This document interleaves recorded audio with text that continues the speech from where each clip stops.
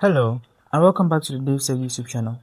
Now, in today's tutorial, I'll show you how to configure the browser app on Android TV.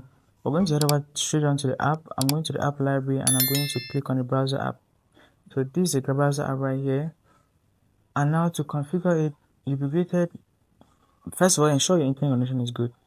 If your internet connection is swift, this will load up in seconds. So you have nothing to worry about, and you see mine load up right there. So when you load it up, you have to configure the app to work most efficiently. Now when you open the app, head over to settings, and you have privacy protection turned on already. If you want to always use incognito mode, you switch this switch on, and this will always clear your browsing history. All your searches are going to be very confidential. They'll never be saved. You never have a proposal for something you've searched before. So if you set that up, at the same time you could head over to the search engine and choose the search engine you want. Not everybody wants to use Google. If you wish to use Google, that's fine. Or you could use the yahoo.com, and a very popular one is bing.com. I personally like Bing. Whatever search engine works for you, you pick it here and you come back to this screen. At the same time, I prefer dark mode. It is better on the eyes. You will set that up as well. And if you are not a native English speaker, or if you prefer your browser to be in another language, you will click on this language option and change it to another language. I'm setting to English, and you could position the search bar either at the top or at the bottom. So choose what works for you. I prefer mine at the top, and you could configure the search bar to work how you want it in terms of adding a back button. Remember, this is for Android TV, so you're probably going to be using your remote to navigate the TV. You want the buttons that are going to ensure you have a hassle-free experience. So I think it's very important to have the back and front button, but also understand that there's a limit to the number of items that could be on the search bar.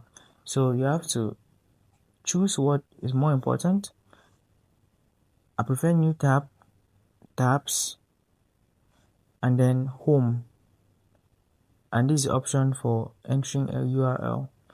So this is okay by me, but I'm highlighting the fact that you may want to trade out some things on your taskbar for back and forward if you do not navigate with the mouse and maybe using a remote. So the next option to look at is in my opinion, the video finder. I keep this on. You could choose to turn it off, but in my preferences, having a video finder is the way to go. The video length for detection is 15 minutes. You could set this to an hour or even as low as a minute. And the advanced remote settings could also be toggled here. So if you want to check out the remote settings, click on advanced remote settings and you'll be able to customize the TV remote. Now that we're here, we could just do it. That's the D-pad, the swipe, and also important, the feature only works with Android TV and Google TVs. So make sure you are aware of that, and you could click to search for your TV and have it linked up. So that's that about the TV remote.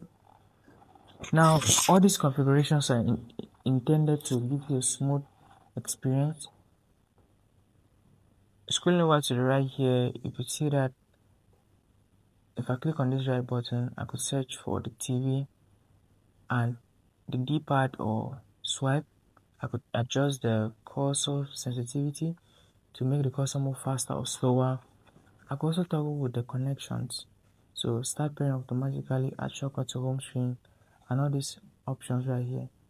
So I'm back to settings, and the last thing I want to show you right here is the new tab allow list. So these are advanced settings, but if you click on new tab allow list, you see that sites where new tabs are automatically allowed to open. This is the mechanism for ads. So the app applications, or rather websites that use ads, are going to easily toggle up new tabs to post those apps to. So you could close the app and return to the site where you are watching.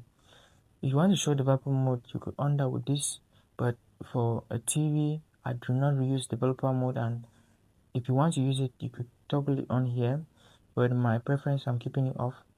So in a nutshell, that's been all for the configuration of my settings on this browser. So the browser app is very good. You could use the remote favorites, history, downloads, toggle, and incognito to navigate. You can also customize it right here, dark mode, the language, all the things we've touched on already, and make the browser what you want it to be. So that's all about the review. That's all about the setup or configuration. So this video ends here. If you found it insightful, hit the like button, subscribe to this channel, and I'll see you in the next video.